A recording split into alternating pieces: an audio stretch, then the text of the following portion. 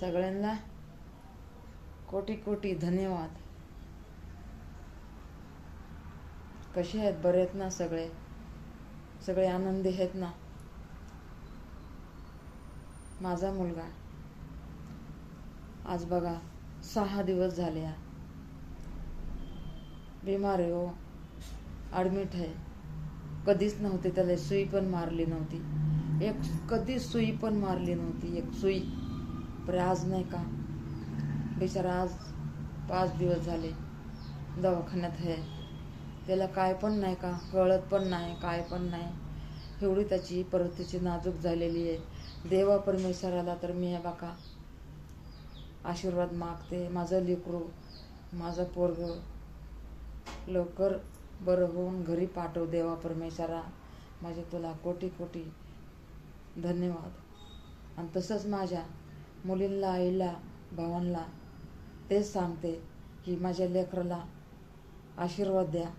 जसा परमेश्वर देत आहे ना तसं तुम्ही आशीर्वाद द्या माझ्या लेकरासाठी. आणि माझ्या युट्यूब फॅमिलीला सांगते, माझ्या युट्यूब बाबाला सांगते की माझ्या लेकराला सगळेजण आशीर्वाद द्या. माझे लई लाडके लेकरं हो, माझे लई लाडके लेकरं येतं. आणि कधीच ते बिमार पडला नव्हता, कधीच बिमार पडला नव्हता. लई जास्त झालेलं आहे त्याला, लई जास्त झालेलं आहे. मी काय करू, मी घाबरून गेले. आज तर ते रक्त पाहिजे होतं ना. माझा बिचारा भाषा देवासारखा उतरला, देवासारखा आला. आणि माझ्या भाषाने मला मदत केली. माझ्या भाषाने स्वतःच दिलं. आणि नंतर दुसऱ्या आपल्याला 4 बाटल्या भेटल्या. तर काय बोलू आता तुम्हाला मी, आता व्हिडिओवर काय सांगू, तुम्ही समजून घ्या. मला काय बोलायचं ना ते समजून घ्या. कोणी जर ऐकलं ना तर म्हणते कशाला बोलली तू तशी, म्हणून मला काहीच सांगता येत नाही बघा. परी मला समजून घ्या.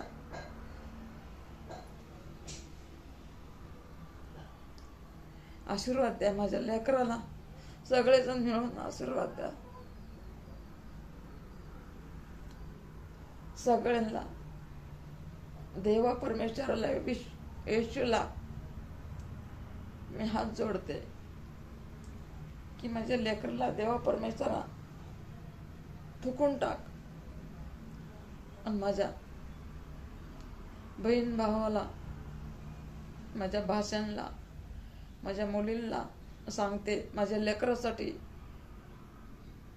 भरभरून आशीर्वाद द्या देवासारखा, की आपला दादा लवकर घरी येऊ दे बरा होऊन.